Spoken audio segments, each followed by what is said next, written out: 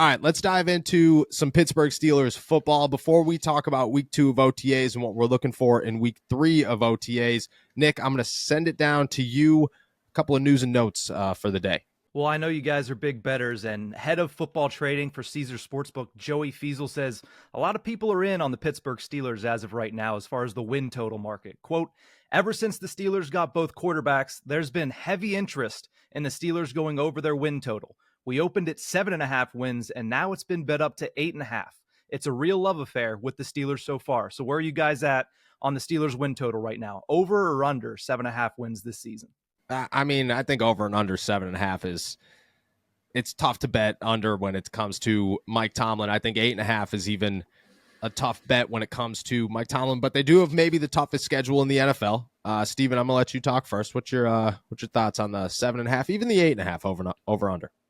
Yeah, I mean, I think if you're betting the under on either of this, you're betting on something happening that hasn't happened in a very, very, very long time. Yep. The Steelers don't have losing seasons. That's just so.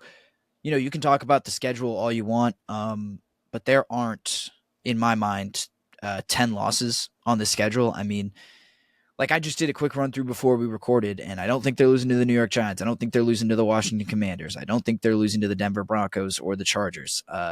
And those are just the ones that I think are guarantees. And I still think they're going to split the division games right down the middle.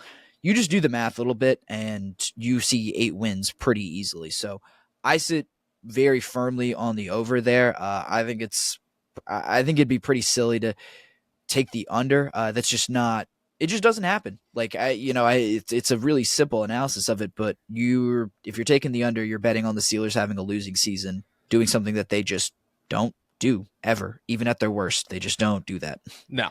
And you could say, like, I think last year was the best, or 2 years ago was the best argument for it. I mean, even last year, I guess, but 2 years ago was really the big one where, okay, was it Ben? Was it the defense? Were there reasons that it wasn't Mike Tomlin?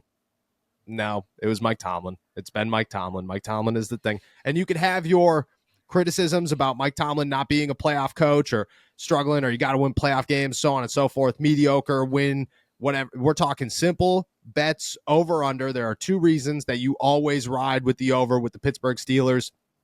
The first one is simple. It's just what you said. It hasn't happened in 17 years, and it's hard to imagine that it's going to happen this year. The Steelers have, seemingly gotten better. They've put themselves in really good position, and it doesn't, honestly, Kenny Pickett could have been the quarterback. I'd still sit here and be like, yeah, I think the Steelers are going to be 9-win team. That right. Just seems to happen. And it's hard to, until proven otherwise, you don't bet against something that is inevitably going to happen. And that's where it comes to the Pittsburgh Steelers. And then part 2 of that is nobody bets the under because that's boring. Nobody's sitting around going, oh man, I hope they only win 7 games. That's just, nobody wants that. Yeah. You got to be a real hater to do that. Like, real hater. Sometimes I'll do that with college football. Like, I might do that with Alabama this year. Like, I just think that'll be fun to. But you can hate on Alabama. Right, exactly. Like, you got to be a real hater to bet the under on someone, and I don't know. I guess the Steelers will have their fair share of haters, but yeah, I feel like you're jinxing yourself real hard if you bet the under on the Steelers. If you bet, you're betting on you're betting on the Steelers to have a losing season. Yeah, exactly. And if it was a team like Alabama who's going to have, I don't know, like maybe a 10-win over under here. If the Steelers were 11 games and you wanted to be a hater, all right, bet the under. If it was 10.5, you bet the under. 7.5, like what? You think they're going to win 7 games? 7 games this season? That's just. They have 7 games on the schedule where they're clearly winners in this one, including likely 3 of them in their division. So chances are you're not only winning 4 more games that year. No. Sometimes being a hater, you have to be logical with the same sense. And just like I said, Alabama's an easy one. You could go to the NFL, and I don't know what their over-unders are for every team, but you could find a team where you're like, that team stinks, man. There's no way they're winning 10 games. Steelers, 7.5. Come on. That's just even 8.5. No, I'm not. Right. I'm not doing it.